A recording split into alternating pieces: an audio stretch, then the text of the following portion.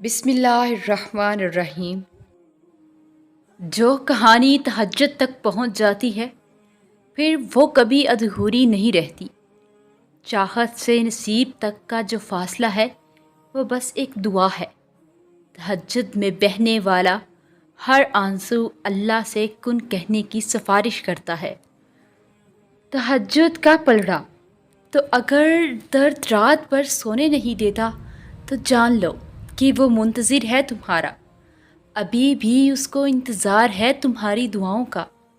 مانگ لو، ابھی بھی کچھ نہیں بگڑا۔ ابھی بھی وہ سب ہو سکتا ہے جو تم چاہتے ہو۔ ابھی بھی وہ سب مل سکتا ہے جو تم مانگتے ہو۔ ابھی بھی قبولیت کی ایک گھڑی باقی ہے۔ ابھی بھی تہجد کا پلڑا مقدر پر باری ہے۔ تہجد کی قیمت۔ تہجد اتنی قیمتی ہے، اگر اللہ ہمیں نہ دیتا تو ہم کبھی سمجھ ہی نہیں پاتے کہ اللہ کی محبت کس کو کہتے۔ اللہ تمہارا نصیب اپنی مرضی سے لکھ چکا ہے، اور جو دعا تم ابھی مانگ رہے ہو وہ بھی اسی نصیب کا حصہ ہے۔ اللہ آپ کا انتظار کر رہا ہے۔ یقین جانیے یہ درد کا ڈھیر، ان گنت آرزو، یہ تمہارے غم اور تمہاری ہر دعا کا جواب رات کے 1/3 حصہ میں ملے گا۔ تہجد کا سفر۔ تہجد کے وقت انسان اللہ کے بہت قریب ہوتا ہے، اتنا کہ اپنی ہر دعا پوری کروا سکتا ہے۔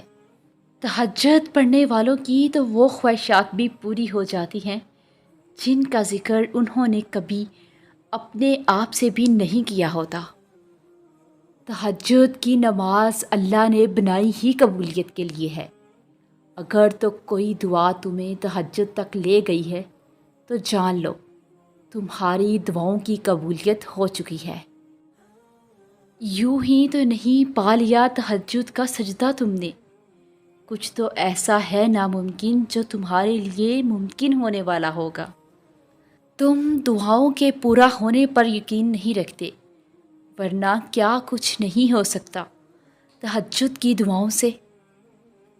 تہجد تو محبت کی آخری سیڑھی ہے۔ اس میں بہنے والے آنسو اللہ کبھی ضائع ہونے نہیں دیتا۔ اللہ نے وعدہ کر رکھا ہے، دیکھو آج اگر زندگی مشکل ہے تو کل کی آسانی کا وعدہ بھی اللہ نے کیا ہے۔ اللہ سے مانگو، خوب مانگو، وہ تمہیں بہت جلد امید سے بڑھ کر نوازے گا۔